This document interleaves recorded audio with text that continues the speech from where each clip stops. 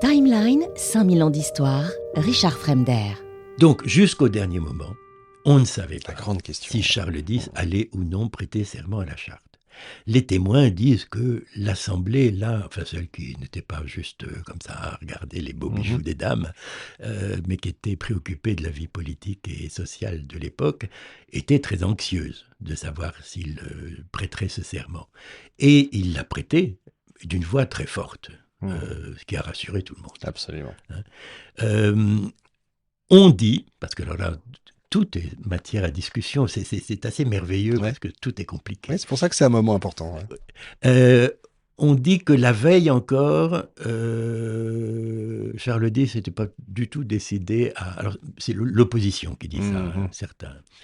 N'était pas du tout décidé à prêter le serment, mais que le cardinal Lafare, on en parlait tout à l'heure, a fait un discours dont on n'a pas connu le texte sur le moment, mais qui, de l'avis des historiens, des bruits répétés, etc., comportait des attaques féroces contre la charte et contre le gouvernement. Et donc, ce discours aurait reflété l'opinion qui était celle du nonce et d'un certain nombre de personnes qui ne voulaient pas de la charte parce que la charte, en son article 5, proclamait l'égalité des cultes. Elle avait beau dire que la religion catholique était la religion de l'État, comme dit Villèle, ça ne veut rien dire. Les prêtres chrétiens étaient payés, mais pas les autres. Mais n'empêche qu'il y avait une égalité des cultes. Et ça, c'était insupportable pour les catholiques, apostoliques et romains. Et d'où la loi sur le sacrilège qui a été votée entre-temps. Mais en fait, cette opinion-là ne voulait pas du serment à la charte. Et on peut penser aussi que Charles X, qui venait de faire voter une loi, la loi sur le sacrilège, qui contredisait la charte, c'est ça, était peut-être, dans sa piété et dans son fort intérieur, un peu embarrassé à l'idée de prêter serment de fidélité à une charte dont il venait de s'éloigner tout de même sensiblement sur un sujet fondamental. Oui, bien sûr. Mais donc on ne sait pas. Il faut multiplier les hypothèses. Après, on voit si ça nourrit quelque chose ou parce que la loi sur le sacrilège isolait la religion catholique, apostolique et romaine de tous les autres cultes. Et la sévérité même des peines, la peine de mort, le poing coupé, etc., portait encore plus le statut de suprématie de la religion catholique, apostolique et romaine. Que la loi n'ait jamais été appliquée, que même on ait fait exprès, on peut l'admettre, parce qu'il fallait que le sacrilège ait été commis délibérément, volontairement, en présence de témoins. Enfin, il y avait toute une série de conditions qui fait que, ça ne s'est jamais... je crois que ça a été appliqué une fois, et encore, je ne suis pas sûr. On ne les a jamais réunis. Oui, ça, oui.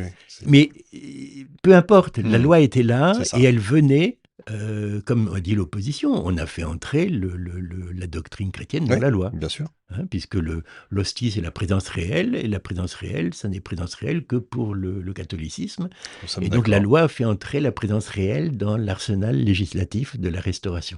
C'est une situation extraordinaire. C'est incroyable. C'est pour ça que je disais tout à l'heure, on était d'accord, la religion est vraiment au cœur de tout ça, parce que c'est et de tous les 50 premières années du 19e siècle, en fait. On est d'accord. Il y a aussi l'absence des 12 pairs de France pendant la cérémonie du sacre. Oui, alors ça fait un moment que les pairs de France étaient petit à petit éclipsés au profit, enfin les pairs du royaume, ils étaient éclipsés au profit des princes de sang. Alors là, on retrouve, d'ailleurs on a le futur Louis-Philippe qui est dans l'affaire avec le duc d'Angoulême et le duc de Bourbon, il est duc de Chartres, le duc d'Orléans à l'époque. Et c'est eux qui soutiennent la couronne au-dessus de la tête. Je ris parce que vous me faites rire. C'est une belle image. Je suis désolé. Est-ce que on peut dire que le sacre, c'est un compromis pour la France, ou c'est vraiment l'aile dure, les ultras qui prennent le pouvoir? Alors, parce que donc il y a les ultras veulent prendre. Charte, les ultras veulent prendre le pouvoir et le sacre pour eux est l'ennui, c'est que la volonté de faire événement marquer le sacre comme le point de départ d'une nouvelle période. C'est quelque chose qui est extrêmement risqué, parce que c'est à double tranchant. Dans la mesure où le roi prête le serment à la charte, l'opposition de gauche, il y a une opposition de droite aussi, mais l'opposition de droite, c'est d'ailleurs assez réunie à ça, pour dire très bien. Mais alors tout ce qui a été voté depuis et qui est contraire à la charte, il faut l'annuler. Et là, vraiment, le constitutionnel, le courrier entonnait des péants. Enfin, c'était une nouvelle ère commence. Ils sont allés à fond dans la. Se rendre compte de ça, mais ils ont poussé le roi beaucoup plus loin qu'il n'aurait voulu aller. C'est ça. Vous voulez un événement, Votre Majesté, on va vous en donner un. Mais vous allez le payer cher. On vous pousse à aller beaucoup plus loin. Et alors, du coup, la presse, de l'autre côté, la presse ultra, le drapeau blanc notamment, qui était l'emblème, s'est mis à freiner des quatre fers en disant mais non, pas du tout, ce serment c'est rien du tout. Et donc a de son côté aussi nié l'événement, ce qui fait que la monarchie et Charles X s'est retrouvé avec un événement qui était nié à gauche et à droite pour des raisons diamétralement opposées. Mais et ça, je pense, ça a ruiné c'est le paradoxe encore. Oui. Je suis assez d'accord. Donc on est toujours dans le sacre. Donc voilà, il vient de prêter serment. Comment c'est la ville entière qui est aux couleurs. Ah oui, la ville est aux couleurs. Elle est aux couleurs aussi de l'argent, puisqu'on loue très cher. Les logements et les. Ça rapporte un argent fou à la ville. C'est pour ça aussi que c'est important que le sacre se passe là. Oui. Comme les JO. Je parlais des JO tout à l'heure. C'est oui. Ça coûte un fric fou au départ, mais il y a des retombées. On est d'accord. Il y a des retombées. D'ailleurs, les JO, il y avait dans le film qui était projeté, si j'ai bonne mémoire, quand on voyait on montrait la qualité des artisans qui travaillaient, mais on avait glissé quand même les produits Vuitton. Absolument, je crois que ça rapportait 4 milliards et demi. Voilà, donc pour vous donner un peu une idée, effectivement, ça coûte un bras, mais après, ça en rapporte 2. Donc, on va y voir un peu plus.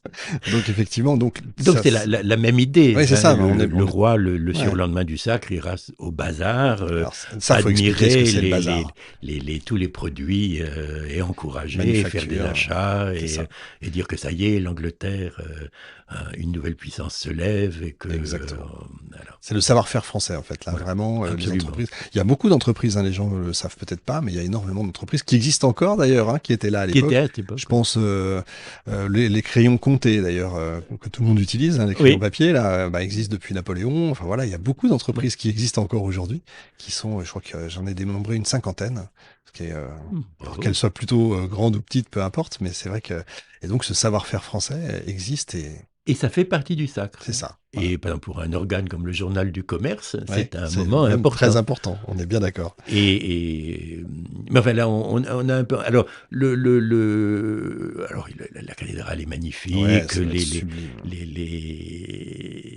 Il faut aller à Reims, d'ailleurs. Les personnes qui dénigrent un peu les choses disent que l'assistance était couverte du milliard dont on venait de les doter. Oui, c'est pas faux, des émigrés et des perles partout. C'est pas faux aussi.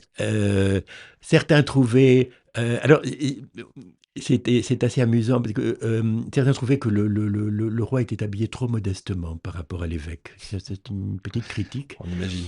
Et il y avait un ambassadeur du bey de Tunis qui s'appelait Sidi Mahmoud, qu'on avait invité parce qu'on avait des relations avec Tunis qui étaient compliquées. Et on a publié peu de temps après de fausses lettres de Sidi Mahmoud. Enfin, c'est l'advocat, le libraire, qui dès l'année 1825 a publié des lettres de Sidi Mahmoud à son ami Hassan. Et c'est évidemment un faux, enfin ça saute aux yeux je trouve, un faux fabriqué vraisemblablement par le bureau du duc d'Orléans, qui avait quand même des... Incroyable. Déjà à l'époque en fait. Ah, oui. On n'a rien inventé. Et alors Mahmoud, on lui fait dire, alors c'est très amusant, c'est très, très intéressant pour ce que ça dégage comme opinion, mais on lui fait dire il écrit à son ami qu'il est très admiratif du costume des évêques et que si seulement leur corsaire pouvait leur tomber dessus. j'aurais été très heureux. Incroyable. Ah oui, des choses comme ça, vous voyez. D'accord. Et puis, il y a aussi un banquier Rothschild qui est présent, alors en uniforme rouge, en épaulette, et on fait dire à Sidi Mahmoud, qui est quand même révélateur là de l'opinion, Oui. et il dit, mais de tous les personnages que j'ai rencontrés, ministres, tout, roi, le roi que j'ai vu, le plus important, c'était Rothschild, parce que il pourrait peut-être nous prêter de l'argent. Et ben voilà. Vous voyez ce travail de... Oui, c'est fou, hein, c'est vrai. Timeline, 5000 ans d'histoire, Richard Fremder.